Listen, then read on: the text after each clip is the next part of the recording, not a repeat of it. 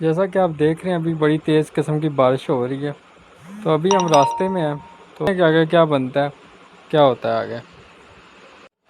रात का टाइम है और अभी बारिश दोबारा स्टार्ट हुई है और बहुत तेज़ हो रही है। तो देखते हैं आप आगे।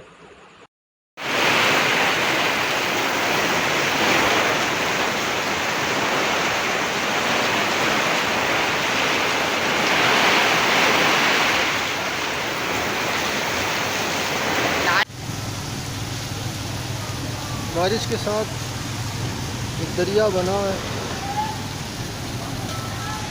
इसका चढ़ाता है ये चीज़।